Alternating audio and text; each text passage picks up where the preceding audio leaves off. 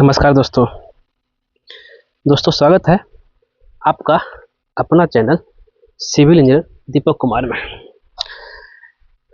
ये वीडियो जो है बनाने का जो मेन मकसद मेरा है, क्योंकि हर सिविल इंजीनियर चाहता है उसका अपना खुद का बिजनेस हो।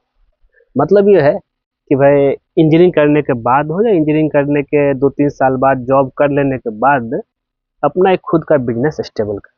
वो बिजनेस में भी क्या वही कि कंस्ट्रक्शन बिजनेस। आपको लगता होगा कि भाई कि जॉब से कहीं अच्छा है कंस्ट्रक्शन बिजनेस, कि भाई गए आराम से अपना खुद का काम है, लेकिन वह नहीं। कंस्ट्रक्शन बिजनेस में भी दो तरह का चीज़ है। एक है कि आप एक बिल्डर हैं, दूसरा है कि आप एक प्राइवेट घर जो है लेकर बनाते हैं। और गवर्नमेंट सेक्टर की भी बात हम नहीं करेंगे क्योंकि गवर्नमेंट सेक्टर में जो आपको बहुत रुपया लगेगा आपको इनिशियली जो है काम शुरू करने से पहले, क्योंकि उसमें ठेकेदार का लाइसेंस भी बनाना पड़ेगा और टेंडर आपको डालना पड़ेगा, जिससे क्या है कि आपको पहले जो इनिशियल आपको खुद ही पैसा लगाना पड़ेगा, तब जा करके आप जो है काम आगे शुरू कर सकते हैं। तो बात अब आ जाता है कि कंस्ट्रक्शन बिजनेस को लेकर के हमने जो है पिछला 4 साल में जो एक्सपीरियंस किया है कंस्ट्रक्शन बिजनेस को लेकर के जो है, यहाँ पे बहुत सारा चीज़ है। क्योंकि कंस्ट्रक्शन बिजनेस अगर आप शुरू करते हैं तो यहाँ पे आपको डिफरेंट बहुत अलग अलग लोगों से मुलाकात होगी। ऐसे लोगों से मुलाकात होगी जो कि ना तो आप उसको जानते हैं, नए स्टाफ रखना पड़ेगा। स्टाफ हो सकता है कि आपका अच्छा स्टाफ हो सकता है कि वो आपका स्टाफ जो है खराब स्टाफ हो। खराब मतलब क्या है? बेईमानी टाइप का हम बात करना चाहे। कंस्ट्रक्शन बिजनेस में बहुत बेईमानी होता है, आपको भी पता है।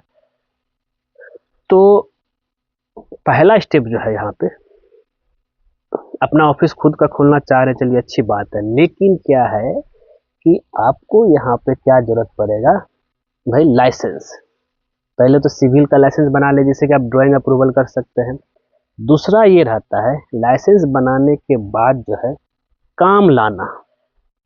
आप ऑफिस खोल के बैठ तो गए हैं लेकिन काम ही नहीं मिल रहा है। और हम लोग जो है कोई बहुत बड़ा कंपनी को लोग लेकर के नहीं, हम लोग है जैसे जो ठेकेदार जो है, एक आम ठेकेदार जो काम करता है, काम लेकर किसी घर बनाता है, उसी में से हम लोग हो जाते हैं क्या, एक पढ़े लिखे ठेकेदार।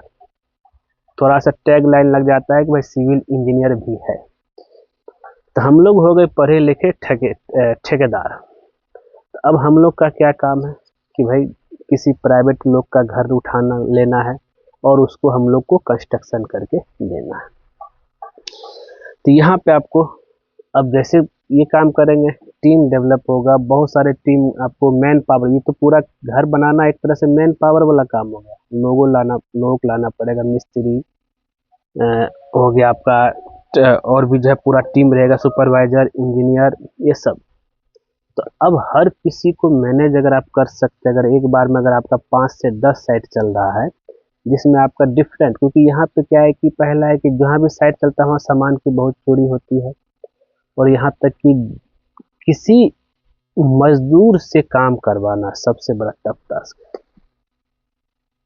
क्योंकि क्या है कि अगर आप उसको आप ऐसे ही खुले छोड़ देंगे तो एक दिन का काम वो 10 दिन में करके देगा, ये दिक्कत होती है। तो अगर ये सब चीज़ पे ध्यान नहीं देंगे तो बस ये प्रोजेक्ट में आपको लॉस होगा।